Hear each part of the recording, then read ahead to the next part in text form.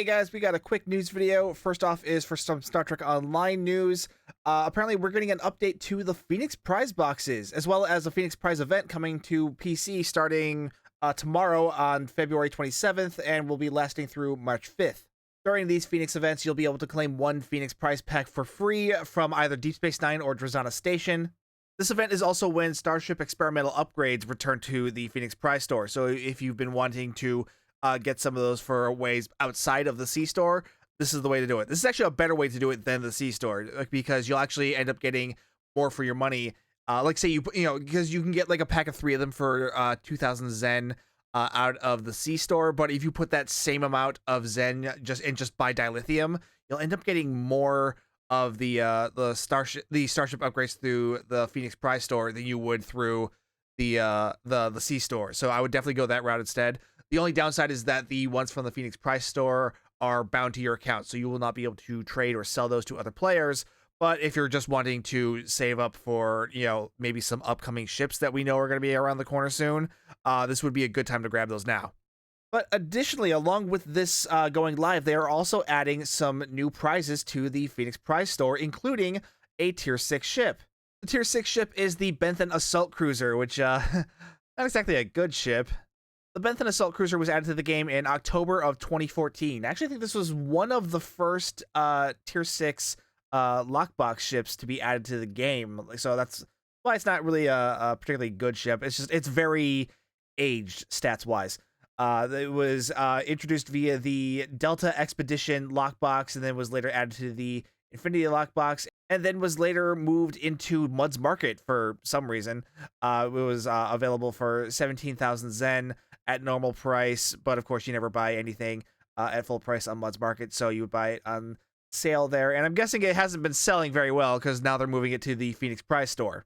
But it is interesting to see, because this is technically a lockbox ship originally, so it is interesting that they're adding a lockbox ship to the Phoenix Prize store. That's not something they've ever done before. In the past, it's always been that they've added old event ships to the Phoenix Prize store. So this will be kind of nice, especially as someone who tends to have all of the event ships. So it's nice to see them kind of changing things up a little bit, make it so make it so that those epic prize tokens might actually be worth something to some people. I mean, I still wouldn't say this makes it worth it, because this is not a good ship. I mean, look at this bridge officer seating: Lieutenant Commander Tactical, Lieutenant level Tactical, Commander Engineering, Lieutenant level Science/Intel, and Lieutenant level Universal 4/4 weapons layout. So it's not a horrible ship. I would not say this is like the worst ship ever. Like, there are plenty of other ships that I would be less excited about, but it's in the current state of the game, I would not be like super thrilled to get this ship of all ships. It's like it's not full spec. It's only got a lieutenant level intel seat. It's very old, but I mean, I'm sure it's a very unique ship, so I'm sure there's someone who would be interested in this just for the sake of the space Barbie of it all. But yeah, the stats of it really aren't that interesting to me. But I will say again, it is really nice to see them adding new ships to the Phoenix Prize store, especially ones that are not previous event ships. That is the big key thing here. So if this ends up being like a pattern, maybe we'll see other non-event ships show up into the Phoenix Prize store as well. Fingers crossed there. Additionally, in the ultra rare section, they are also adding Muller's Flaming Sword, which that was an event reward for a while back. It's a flaming sword. It's a melee weapon. It's kind of neat. But if you like melee builds, that'll be fun to have. If not, you're probably not going to care about it. You'll also be able to get the Procured Hollow Enterprise Crew. That's kind of amazing. It's really surprising that they're putting that in ultra rare and not in epic, because that's literally like a pack of like 12 different bridge officers, all of which that are holograms of the original series crew. Okay, it's 7 bridge officers, not 12. I don't know why I thought it was 12. I just knew it was a lot, and I just kind of went to 12 in my head for some reason. But yeah, it's holographic bridge officers of Chekhov, Janice Rand, Scotty, Spock, Dr. McCoy, Uhura, and Sulu. These are all unique bridge officers with unique starship traits. None of them are particularly amazing in the current state of the game. Honestly, you'll probably be better off with a set of SROs or a set of Watcher bridge officers. But at the same time, it's the original series crew. I can absolutely see why people would want them, and it's really cool that they are adding these to the Phoenix store, because these were originally introduced as a convention prize. Like, you'd have to actually go to a Star Trek convention that Star Trek Online was at in order to get a code for these guys. And then eventually they were later added to the Muds Market, where they were sold for 10,000 Zen, at full price. They would often go on sale, which, again, never buy anything on Muds at full price. But yeah, I guess again, I guess they haven't been selling that well, because now they're being moved to the Phoenix Prize store for an ultra rare token. Also getting the console Voth Power Subcore. That was an event reward from a while back. Decent console. Would be nice to have, just to pick up for a token like that. So it'd be nice. The DOT-7 utility drone. This one, not so great. And also the sound effects on this one are really annoying because they're really loud. So I'm not really looking forward to that getting more widespread use. The Prize World Satellite of Doom. Again, decent console. It's okay, but it's just more free stuff. The Nanopulse Wartarg ground pet. This is kind of nice because there's also the other Wartarg that's the in the C-Store one. It's like the Graythor Wartarg in the C-Store, but these two have an effect with each other. If you have both of them equipped, summoning one will also summon the other for a short period of time. So it's kind of nice that you'll be able to obtain both of them again in the game instead of just having to settle for just the one in the C-Store if you missed out on the event that this one was given out in. And we're getting one more in the very rare tab. It's another costume that was given out for free a while back. It is the Starfleet 2399 uniform. The 2399 uniform is the Starfleet uniform from Season 1 of Star Trek Picard. It bears a pretty strong resemblance to the one from early DS9 and Star Trek Voyager, having just like the division color placed directly on the shoulders, but it has a bit of a different pattern to it, a bit of a higher collar, less focus on the undershirt, and it's also got like that micro patterned delta look on it that really can't see in these pictures, but it's something that the newer shows end up doing a lot, and you'll be able to see it on the in-game uniform as well. You can kind of see it in the like this kind of pattern. It looks just kind of like a grained pattern here in the image, but no, those are the tiny deltas in the on the uniform. So yeah, this was an event thing from a while back. They gave it out for free in January of 2020 during the game's 10th anniversary. Then it was later moved into Muds Market 2 years later for 6,000 Zen, which again, never buy anything at full price in Muds Market, but now is apparently being moved to the Phoenix Prize store. So you'll be able to pick this up just for, a lucky drop from some dilithium boxes, so that's kind of nice. So yeah, honestly, not a bad haul in terms of stuff that's coming to the Phoenix Prize packs. It's nice to see them coming through on their word on wanting to add more stuff to the Phoenix Prize store, because this store had been neglected for a very long time. So it's nice to see them going to the effort of picking and choosing some stuff to add to the store, because the store is they always make a big deal about wanting to put in proper dill syncs for the game, but the Phoenix Prize store is a fantastic dill sync for the game, because you can pick up these boxes just for the price of dilithium. You can buy these out of the dilithium store really whenever you want, but these events in particular are really great because not only do they sometimes add new stuff to them, but it's also when the experimental ship upgrades are available in the store, which is only during a limited time during this event.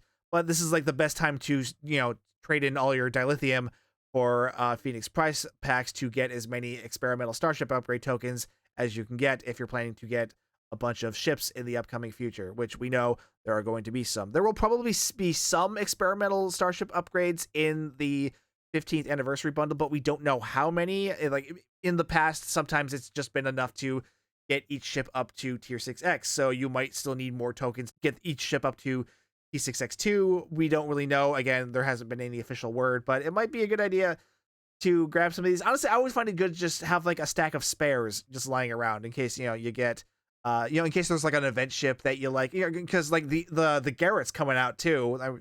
Technically it's already out, but a lot of you will be getting that for free through the event soon too. You'll want to get that up to T6X2 because that is a fantastic ship. So this is a good time to do that as well, even just for the sake of the Garrett. Yeah, overall, Benthen Cruiser, I'm kind of whelmed about. It's, it's whatever. It's an old ship. There are some others in here that I would definitely prefer if I didn't already have them. But, it is what it is. The thing I'm pleased about is that it's not an old event ship. That's the thing I'm really impressed by. And I'm really hoping this sets a precedent of other older lockbox ships possibly appearing in this store as well. But the ultra rare stuff, I'm pretty happy there. Like, these are some interesting rewards that haven't been available easily outside of Mud's Market for a while. So I'm sure plenty of players will be getting a kick out of this, especially the Hollow Enterprise bridge officers. I imagine plenty of people are gonna love to get their hands on those purely just for the sake of, role player or ground Barbie or whatever. So that's really cool. And then of course the $23.99 uniform, Space Barbie. It is the true end game. So it's nice to see more of that being more easily accessible to the average player. Now, moving away from Stowe, we've also got some news for the Star Trek Starships collection from Fanhome, because they have reopened pre-orders for the subscription service. Now, things still aren't shipping quite yet. They're still waiting for stuff to come back in stock, apparently, but that should be resuming next month. But as you can see, they have reopened pre-orders for the subscription service. More than that, they've also opened up pre-orders for individual ships as well. Everything is still listed as out of stock, but you can just click on one and hit pre-order now, so you'll be able to reserve yours right away. So if you've been wanting to get one of these, now is the chance to reserve your spot to get one while you can before they run out of stock immediately. So I would, if you've been looking for any of these, like, I know there's been plenty of hype for Titan A, less so for Stargazer and Farragut, but I mean, Enterprise F definitely. I was very happy with this one, and I know there were several of you in the comments who were really like, "Oh, I want one of those." But yeah, if you do, the pre-order is up, so get that while you can. I imagine the regional restrictions do still apply, so this is probably only going to apply to U.S. and U.K. citizens, and I think Germany as well. I think they added Germany to the collection as well, but everyone else, hopefully. You guys will be added to that regional selection eventually. I know that's really frustrating. I'm sorry, but I don't know what I can do about that. I'm sorry. We also have some more Fanhome news because they've actually released promotional pictures for the next few ships in the collection that we've known for a while, and we've seen pictures for a while of the first several ships leading up to the next two. Like Enterprise F came out earlier this month. And then next month is supposed to be the Helios 12, and then following that is the Shrike. But after that are supposed to be the Titan, the Excelsior 2, and the Dauntless 2, all of which we finally have pictures now. And it's interesting because for the Titan, we're getting the Luna-class Titan, which is a little interesting because this one technically didn't appear in any of the new shows. The Luna-class did as like a background ship. We do see it multiple times, and I'm pretty sure that it was just based off of the... it was one of the models that Star Trek Online gave them. So they can use as a background ship. I'm surprised they used the Luna class too, but they probably want, it was, as a subtle way to canonize the more like live action look, because Lower Decks had already canonized the Luna class, but they made it look a little different. Like it was very much more of like an animation style, which was cool. But I imagine a lot of people were really thrilled to see this one floating around in the background of Star Trek Picard, and now it's being made into a model by Fanhome, which is also interesting because. Again, Eagle Moss has done the Titan twice now. They did the small, like 5.5 incher, which was like a special edition because of the Star Trek Titan books, and then they did the Lower Decks version in the larger standard size, which the 7-inch or something like that. This will be about the same size as that one, so it'll be interesting to be able to compare the three with each other. But yeah, based on these pictures, it's a gorgeous model. I am looking forward to that. Following that will be the Excelsior 2. This looks really nice. Like I've said before, I've always been more of a fan of the Obina than the Excelsior 2, but this looks good. This is a good looking model, and this is going to look really nice on my shelf. Ooh, plastic insert for the deflector. Nice touch. I like this. This looks really nice. This is going to be cool. And then following that is going to be the Dauntless 2 from Star Trek Prodigy. And honestly, this one I'm a little less excited about. The model looks fantastic. I was never a fan of this ship's look. It looks silly to me. I've never been a huge fan of it. I know Fanhome is also going to be releasing the Voyager A and the Protostar as XL models in this collection. I'm actually much more looking forward to those. Ooh, I don't like this detail on the Busar collectors. That's not well painted on. That would have been better served as just like a plastic insert. Eesh. But yeah, decent looking model. It's just not a ship I'm looking forward to, but the other two I'm very excited about. But yeah, that is going to be everything. We're getting a Phoenix Prize event coming to Star Trek Online. Again, that's going to be on PC from February 27th to March 5th. There is no console date given here, but I imagine you guys will be getting that in a month or two. But yeah, let me know what you guys think down below. Are you excited about the new stuff coming to the Phoenix store, or are you kind of meh about it? Let me know in the comments down below, and let me know what you guys think of those new Fanhome ships. Are you excited about the new ships that they've teased, or are you planning to pre-order any of the ships now that pre-orders are back open yet, or are you just going to pre-order the whole subscription and catch up on that? Let me know what you guys are going to do in the comments down below. And while you're down there, be sure to like, subscribe, hit the bell for notifications. If you'd like to further support the channel, hit that join button to become a member, or find the link to the merch store down below, or hit any of the affiliate links down in the pinned comment. Any of those really help me out, and I really do appreciate it. Either way, though, thank you so much for watching. My name's Stu, and I will see you guys next time.